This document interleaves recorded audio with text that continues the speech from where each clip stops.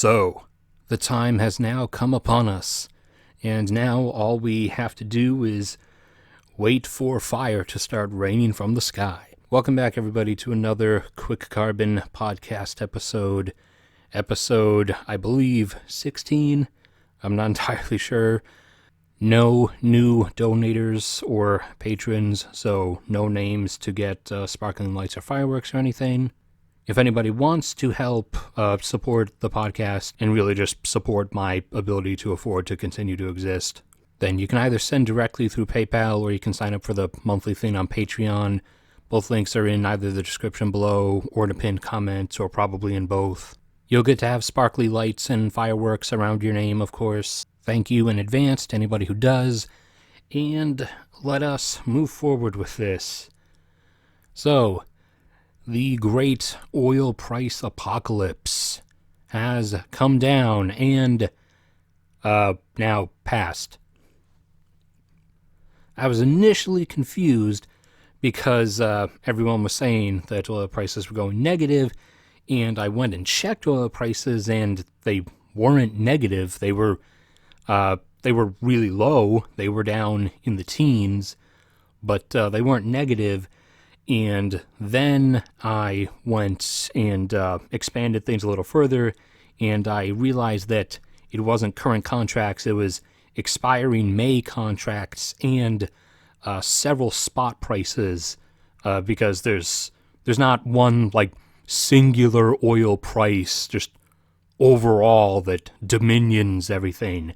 There's actually a whole bunch of them worldwide, and even regionally, like just in the U.S. and North America, there's actually a bunch of different units, a bunch of different oil prices. So a bunch of the individual oil prices in their spot price were going negative. And in terms of in futures, the market is now dealing in contracts for June purchases, but the expiring May contracts were going negative because not all the oil that was being produced or is expected to be produced in May, because we don't know how far production will fall and how much the production cuts from the OPEC++ agreement will actually go, because we don't know whether everyone will actually comply with them or not.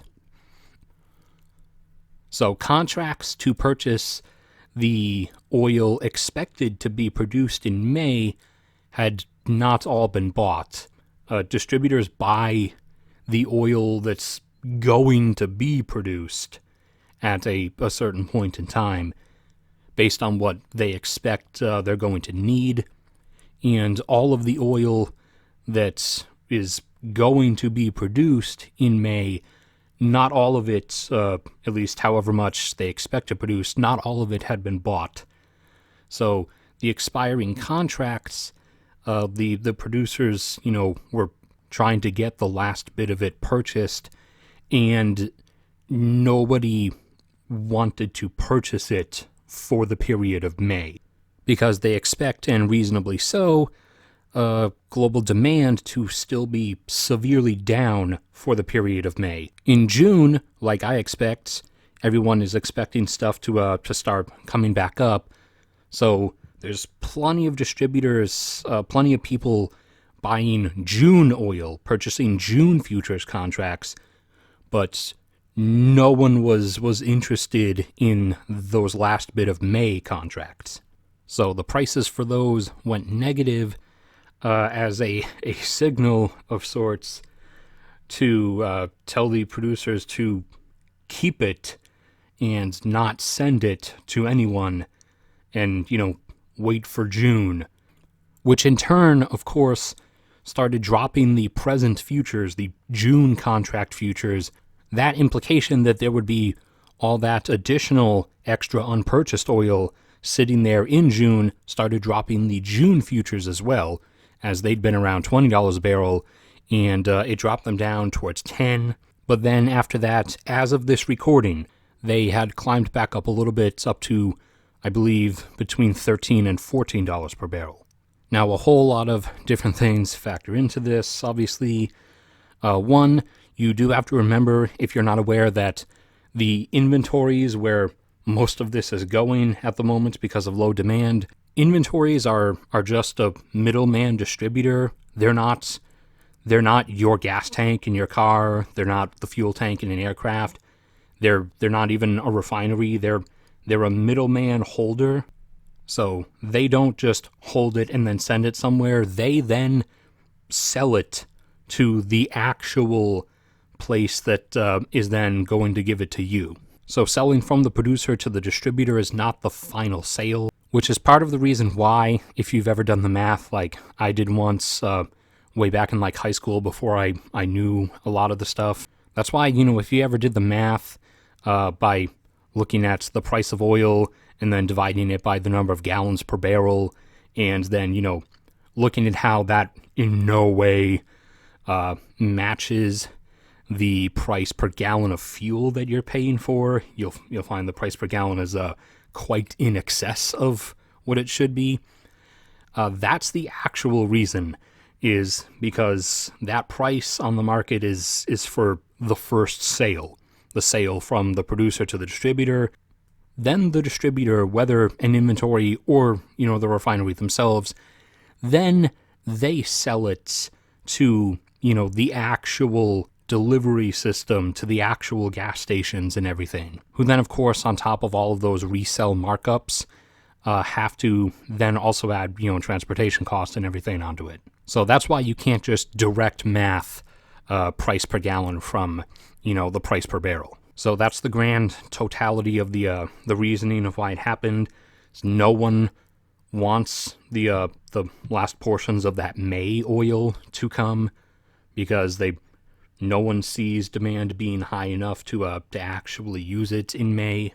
So prices went negative in sort of a anti-purchase, you could say, for the producers to not send the distributors anything, at least for those particular amounts of oil in the month of May. Now, this did cause a bunch of false claims to come about.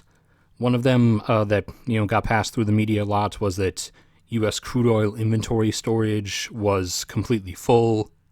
It isn't. U.S. crude oil inventories are a bit over 500 million barrels in storage at the moment.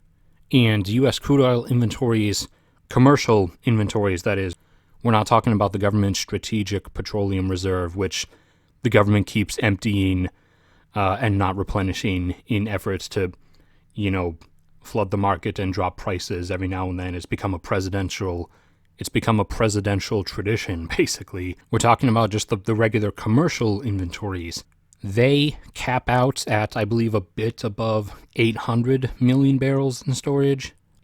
And one of my favorite petroleum geologists, Art Bartman, he posted a chart up on his Twitter a few days ago showing the stair-step climb, that even if, demand remains at this same level for months, if it doesn't go back up at any point, that even if we keep adding 15 million barrels to the inventories per week, it would still take until like late July or early August to actually fill them, which won't happen because by then, not back to entirely normal, but demand will have restored a fairly decent bit. For the U.S. in particular, for example, demand had gone down to a low point, to a trough of about 13.8 million barrels per day last week. As of this week, it's begun climbing again. It's back up over 14 million barrels per day, I believe 14.1 or 2, but I'm so unprofessional I don't actually have the numbers here in front of me. On a global scale, global jet fuel demand has stopped falling. It hit its low point or its trough, and it has started increasing again over the past week and a half or so.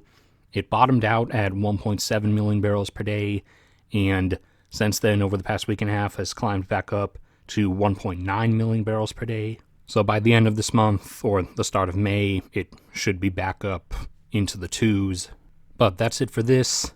That's the story behind the great oil price apocalypse. So thanks everybody for listening.